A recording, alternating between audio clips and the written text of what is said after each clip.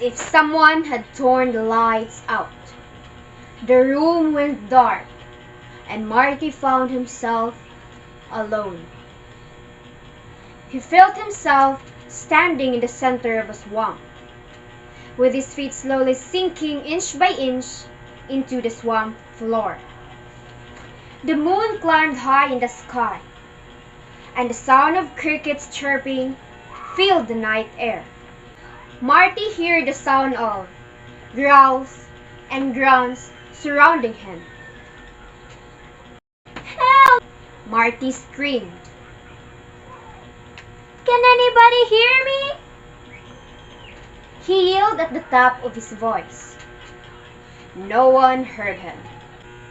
He tried to run through the murky water, but his body could not move. His feet were stuck.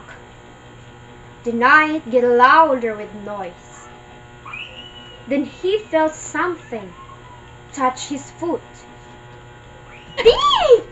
Go away!" he commanded. It did not go away. The top of the water sat still, but the bottom of the swamp rippled.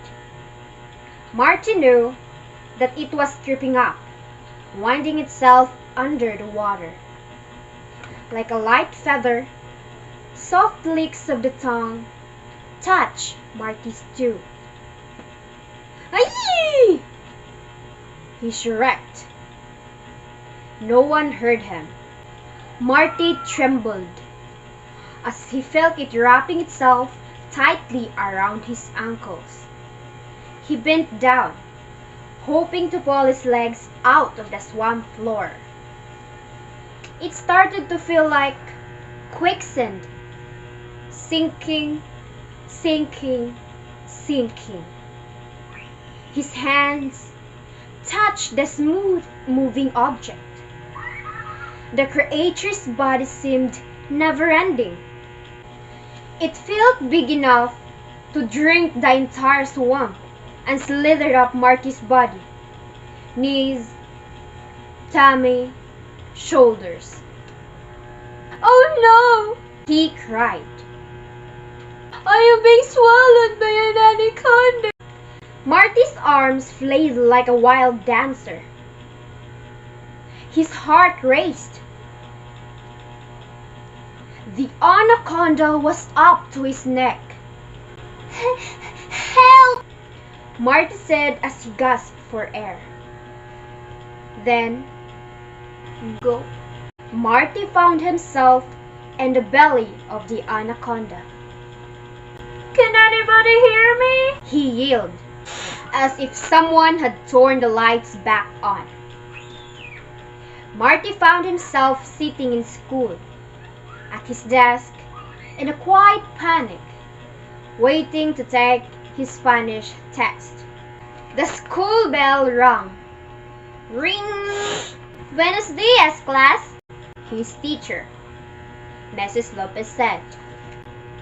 "The Spanish test scheduled for today is postponed. We will resume next week," she said.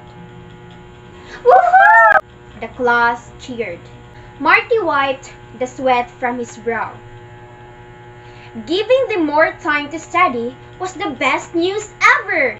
Later, as Marty was leaving the classroom, Mrs. Lopez peeked over her glasses and said, "The old anaconda slithered itself into your head again, huh?" He nodded. Mrs. Lopez knew how taking tests made him feel. This wasn't the first time she had come to his rescue. "One day, you'll defeat that old anaconda," she assured him. He smiled, took a deep breath, then walked out of the classroom. Mrs. Lopez was right.